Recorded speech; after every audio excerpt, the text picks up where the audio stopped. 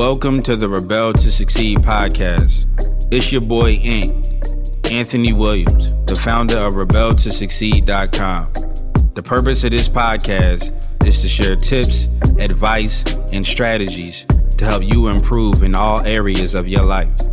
My mission is to make a positive difference in your life to help you live your best life. Now let's get it.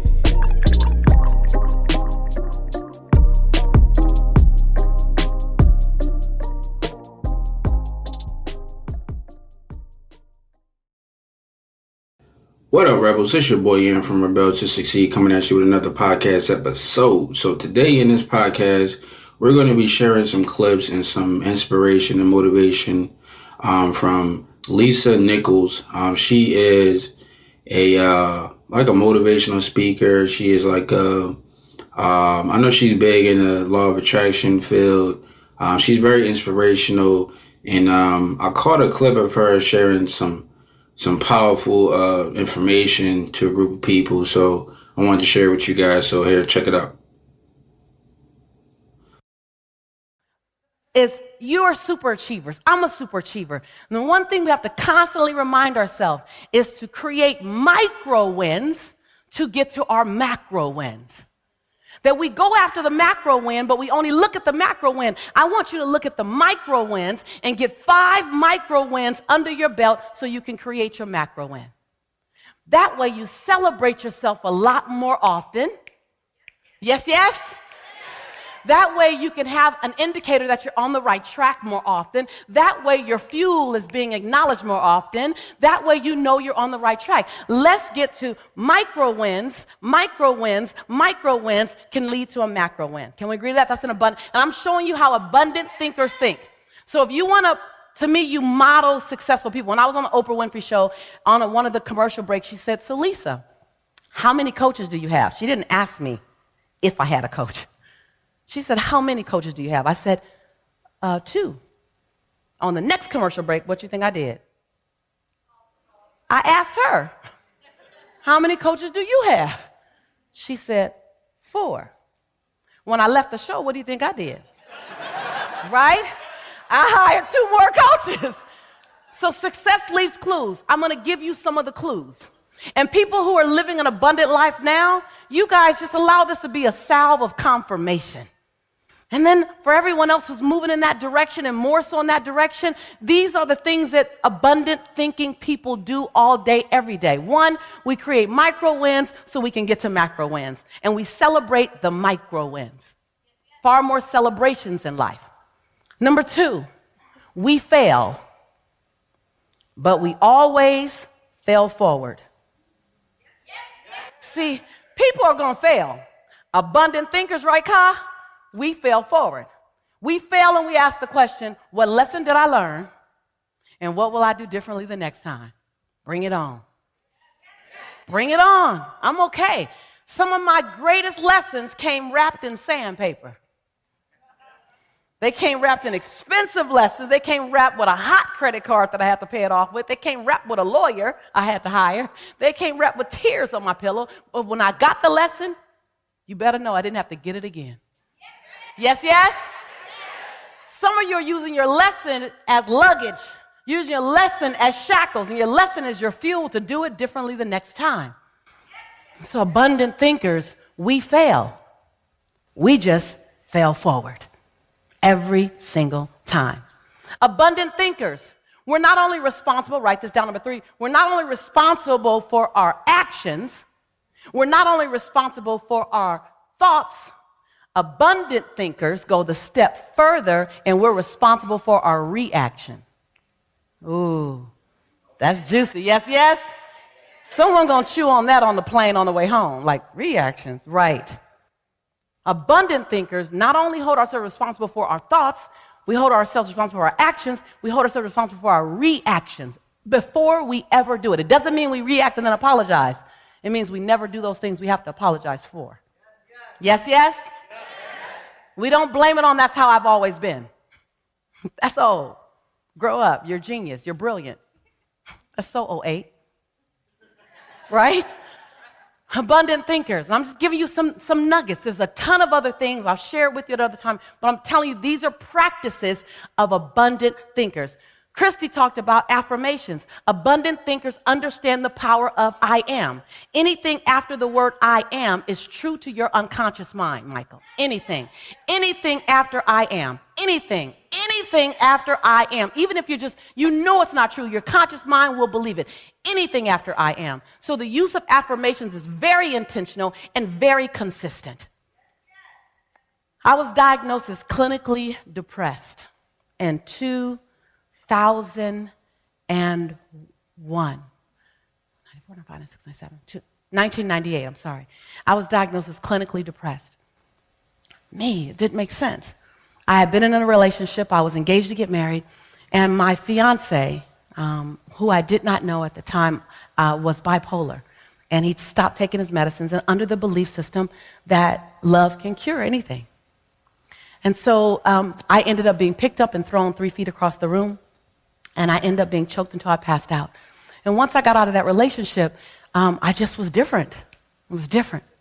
So my mom insisted that I go to the doctor. I went to the doctor, and I sat on the table, and she checked me and talked to me and came back in with a prescription. And she said, Lisa, you're clinically depressed. And I felt like I heard Charlie Brown's parents talking like, wah, wah, wah, wah, wah. Clinically depressed, at least that'll make sense in that same sentence. And she handed me a prescription, and I read the prescription, and it had my name on it, and it said Prozac. And I thought, that don't make sense. Lisa Nichols, that don't make sense. And I said, do you mean I'm sad? She said, very, very sad. I said, can I try something? And I'm not recommending you guys, if you're on medication, you stop taking your meds, please don't do that. I asked my doctor, she agreed. I said, do you mind if I try something before I take this? She goes, yes, but I need to see you back in 30 days. If you're in the same condition, I need us to try this medicine. I said, okay, I could do that. So I went home, and every day I got in the mirror, and I drilled, I am, every day, because I realized I had forgotten who I was. Yes, yes. I just forgot. And it was okay to forget. I just forgot. So every day for 25 minutes, I just went over the I ams. Every day, I am. And then I paralleled that with I forgive you for. Then I paralleled that with I commit to you, Lisa, every single day. I went back in 30 days, and I'm talking to her, and I'm on fire. She's just looking at me. And I'm just talking. She twisted her head again, and I'm just talking. She says, wait, I got to stop you. I said, what? She goes, what are you taking, and can I have some? I was like, I'm taking some of me. And so the power of I am can pull you through the darkest moment, the power of I am. And so I want you to really begin. It's not hokey pokey, it's not mushy, it's real, and it's the truth. Abundant thinkers. What else do abundant thinkers do? Abundant thinkers continue to stay in cognitive dissonance. They continue to put themselves in cognitive dissonance. Let me explain to you what that is. Cognitive dissonance is the form of discomfort that you put yourself in when you think of yourself in such a way that doesn't match your current behavior. Oh, somebody came, that's worth the price of admission just to do that. Isn't that juicy? I'm going to say it again because some of y'all are like, okay, I don't even know what to write down. Cognitive dissonance. So just cognitive dissonance, you're creative, spell it whatever way you want. Cognitive dissonance is the form of mental disruption where you literally disrupt your own mind by thinking of yourself in a way that doesn't match your current behavior. It's beyond your current behavior. Your mind will be uncomfortable because it doesn't match. So your mind will begin to call you to do the thing to make your mental conversation match your behavior. Whew, that's some good stuff. That right there, that's a game changer, somebody. Yes, yes? Yes, yes? Y'all so cute. I still see some of your faces like, Scooby-Doo, rut-roll. Just study it. Just study it. When the book comes out, study it. I give you exercises to do. Don't worry about it. So abundant thinkers are constantly placing ourselves in cognitive dissonance.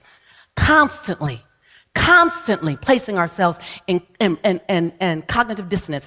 I have an infomercial that's coming out next year. It's the first personal development infomercial to come out since Tony Robbins. Yes. What? Can you say cognitive dissonance at its highest level? Because that comes with a really big bill. But if I gotta scare somebody, we might as well make ourselves nervous reaching for the best version of ourselves, yes? So, how will you, I'm gonna start challenging you, how will you be the man, the woman you've always known yourself to be? I'm gonna come back to the points, but now I wanna touch your soul. Because this is great thinking, this is great notes, that's a cute notebook. But there's a calling on your life that you don't get to shake. And it's only yours. No one else has the same calling as you. So comparing yourself to me doesn't do any good. Comparison is and will always be the thief of all joy.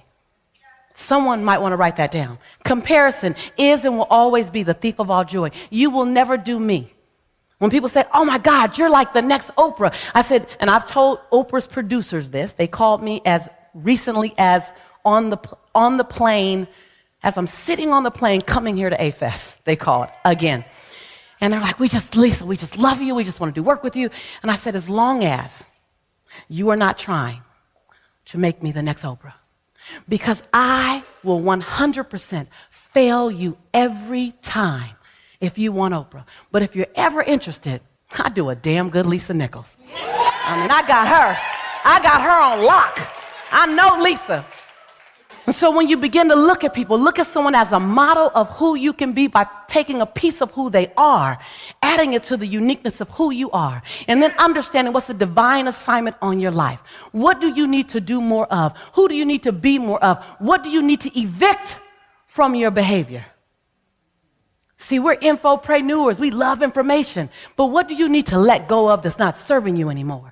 See, when I look at the things that I used to be, I look at procrastination, I look at scared, I look at being worried, I look at doubtfulness, I look at my edginess. I've always been a rebel, always will be a rebel. I just have to learn how to use my powers for good. Yes, yes?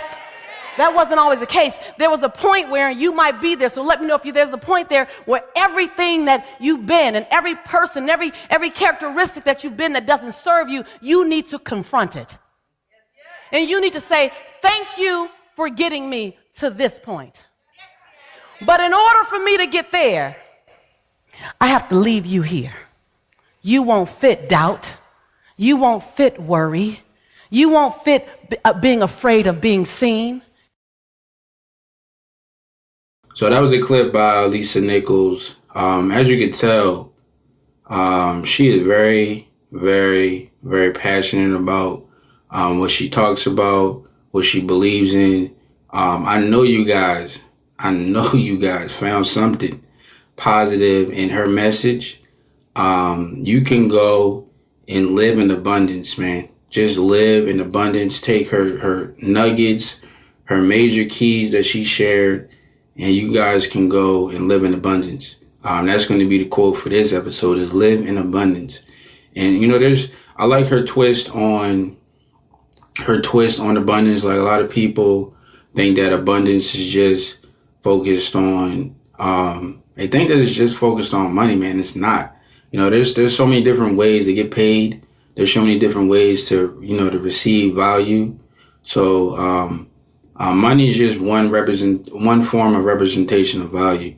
We can all be paid in, in another way that the universe decides.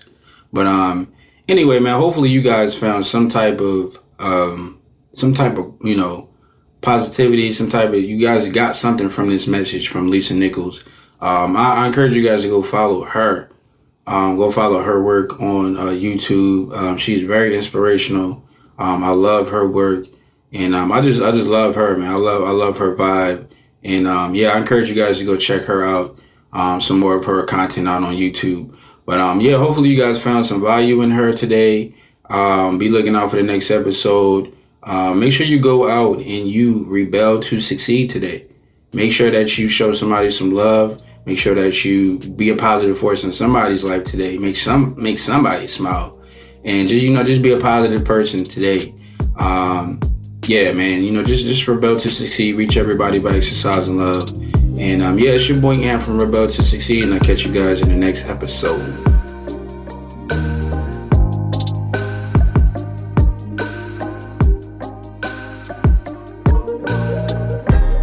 I want to thank you for joining me today and listening to this podcast. If you found this episode helpful or valuable in any way, then I encourage you to leave an honest review and subscribe to the Rebel to Succeed podcast for future episodes. To receive more content and value, make sure to visit the Rebel to Succeed website at www.rebeltosucceed.com. And finally, always remember that to succeed in life, you have to reach everyone by exercising love. So make sure to show somebody some love today. Thanks again, and I'll talk to you next time.